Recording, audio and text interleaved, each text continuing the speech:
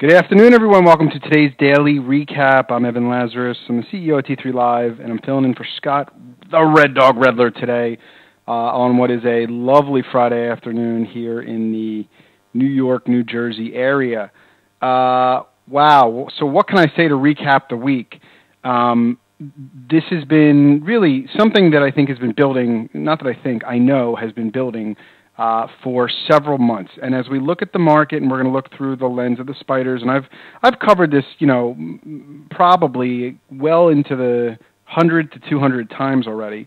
But what's one more time? The market sat in a real tight range for the better part of the last 6 months. And when it broke with a fury.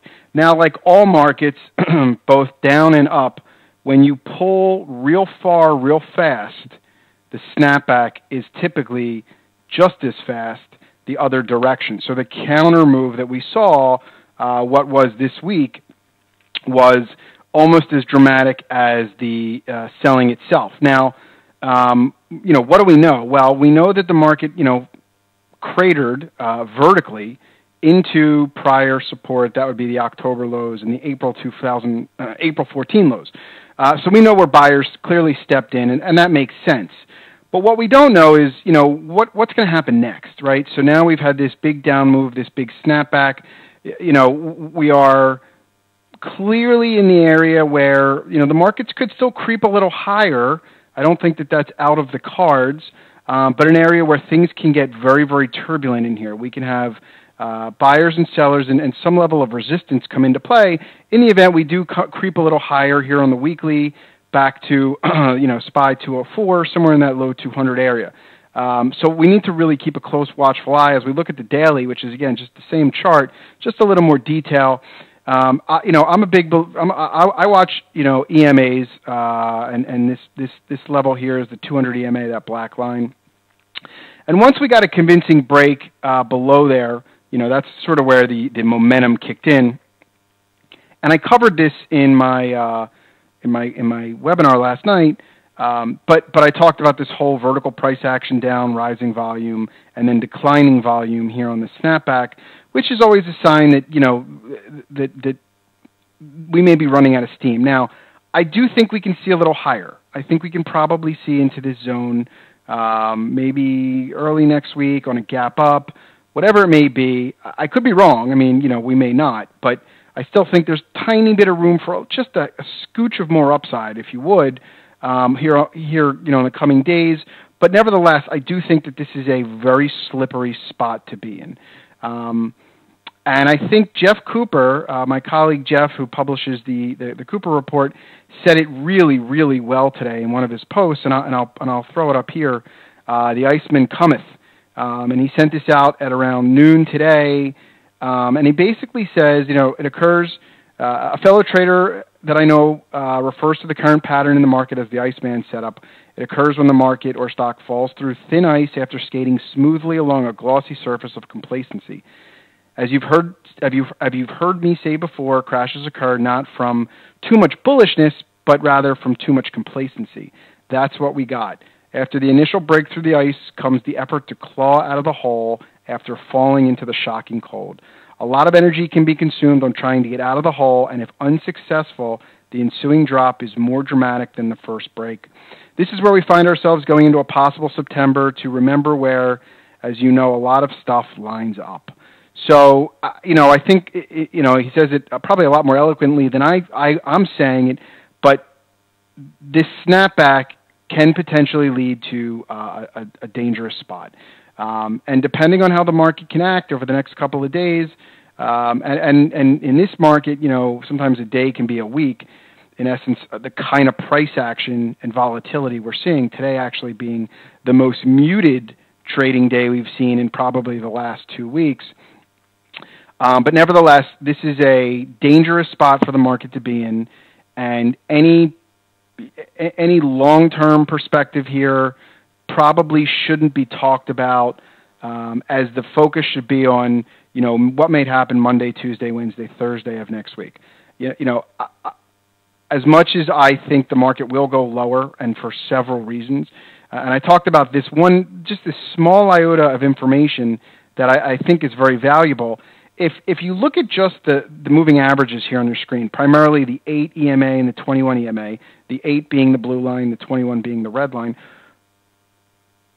we've been in a nice, smooth, steady uptrend for a long time. And I define that uptrend as basically a rising 8, a rising 8, which is the blue line, above a rising 21, above a 200. And we got that. And we've had that for quite some time. Most notably, since mid-2012, we've been in this structure here on the weekly charts.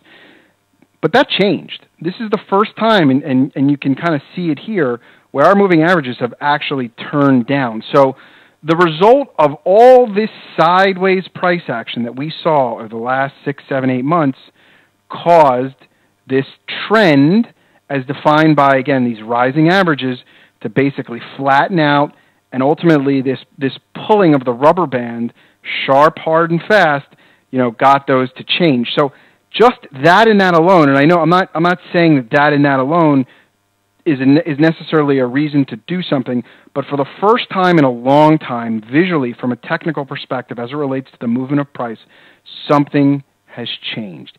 And that piece of information alone is worth a lot, potentially a lot of money.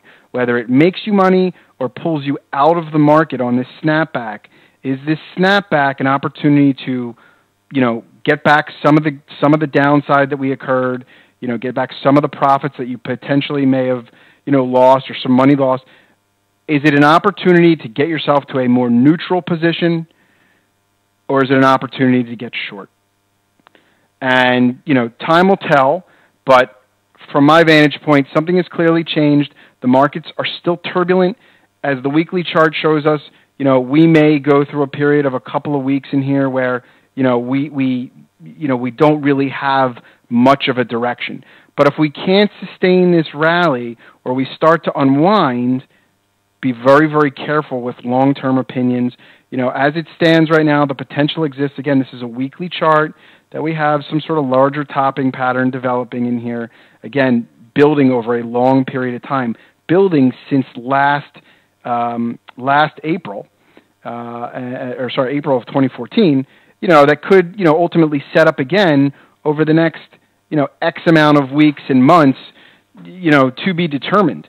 What would be very characteristic in this would be some sort of higher low, lower high, where on this snapback, we fail to make new highs. We top out somewhere, in this general area, and we start to turn down again. Now, again, I'm looking at a weekly time frame, so these are not day-to-day movement. This is week-by-week movement. So the reason I do that is because I want to show you to have some perspective. Although we've seen fast money in the last 2 weeks, both down and up, I do think things may consolidate and slow down and start to become a little tougher in terms of these large, giant price swings day to day. What I'm really looking for is how price, really acts in this general zone. I want to see the kind of characteristics, slowing down, if sellers start to creep back in at these levels. These are the things and the clues that I think are worth watching, about, and then making decisions about, okay, well, where is risk the greatest, or where is risk the least, and what are the probabilities that we are undergoing some sort of larger directional change from what has been the norm over the last 4 or 5 years. So, let's keep a perspective here. Let's watch the clues. As I go and, kind of scroll back, and I talked about this last night, even from simple technicals, what Scott refers to as table napkin technicals, if we just look at our lows, from when we, basically when we bottomed here in 09, to that pullback in 11, to, again, that pullback last October, you can define that as your trend line. Clearly, our long-standing trend line, is, as you may see it here, as I define it, was broken. So now that we've gotten that, that break, okay, well, what does that really mean? Let's take a look. Okay, so we've gotten this break. Sometimes when you break a trend line, it doesn't necessarily mean you roll over, but you may snap back. You may, retest or make like I said, a lower high. Any number of possibilities can occur. But I would really stress and emphasize managing your expectations, and understanding that the nature of markets is such that, we go through cycles. There's bullish cycles, and they can last for long periods of time, 5 years, 10 years, 20 years.